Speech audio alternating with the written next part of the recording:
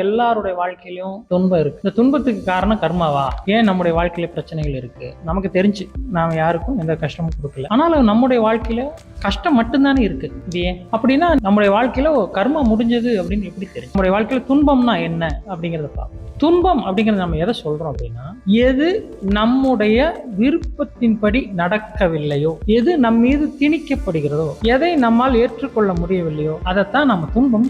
இன்பம்னா எது?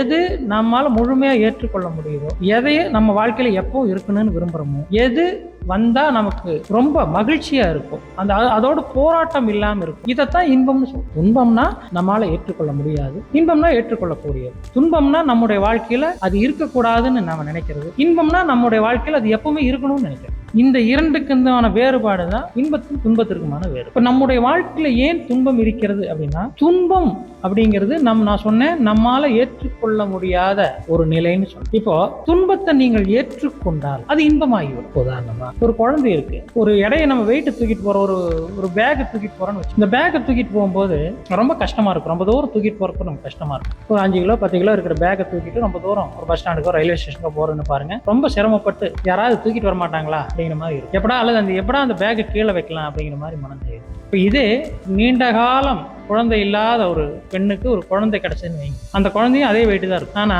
இந்த பெண் அந்த சுமையை சுகமா தூக்கிட்டு வரும், கீழே இறக்கலாங்கிற எண்ணமே வராது. பாருங்க, சுமை ஒன்றுதான். எப்படா அதை இறக்கி வைக்கலாங்கிற போது உங்களுக்கு துன்பம் வந்துடுது. இறக்கி வைக்கவே வேணாம், அது இங்கேயே இருந்து போகுது அப்படிங்கிற போது அந்த மனநிலையில உங்களுக்கு இன்பம் வந்து, அதே சுமை உங்களுக்கு துன்பமாகவும் மாறும், இன்பமாகவும் மாறும். அப்போ அந்த பிரச்சனையாலோ அந்த சுமையாலோ எந்த பிரச்சனையும் கிடையாது. பிரச்சனை எங்க வருதுன்னா, அதை உங்களால் ஏற்றுக்கொள்ள முடிகிறதா முடியலையா, அதுலதான். வாழ்க்கையில உங்களுக்கு கிடைச்ச ஒரு விஷயத்த, உங்களுக்கு நடந்த ஒரு விஷயத்த நம்மால ஏத்துக்க முடியலைன்னா அதை துன்பம்னு சொல்றோம். உங்க வாழ்க்கையில நீங்க விரும்பாத ஒரு விஷயம் உங்க வாழ்க்கையில நடந்துருது. நிறைய பேருக்கு விரும்பி நடந்த விஷயம் அதுக்கப்புறம் விருப்பம் இல்லாம போயிடும். நிறைய பேருடைய வாழ்க்கையில விரும்பி நடக்கிற விஷயம் திருமணம். திருமணத்துக்கு பிறகு நிறைய பேருக்கு அது விருப்பம் இல்லாததான் மாறிடும். இந்த செயல் அப்படிங்கிறது ஒண்ணு, அதே செயல் உங்களுக்கு விருப்பமானதாக இருந்தால் மகிழ்ச்சியாகவும், விருப்பம் இல்லாமல் இருந்தால் துன்பமாகவும் இருக்கிறது. செயல் ஒன்றுதான். எங்கே வேறுபாடு வருகிறது என்றால், உங்களால் ஏற்றுக்கொள்ள முடிகிறதா முடியல, இங்கதான் வேறு. ஏற்றுக்கொள்ள முடியாத விஷயத்தை உங்களால் ஏற்றுக்கொள்ள முடியும்படி செய்துவிட்டால் அதே விஷயத்தை நீங்கள் இன்பமாக மாற்ற முடியும்.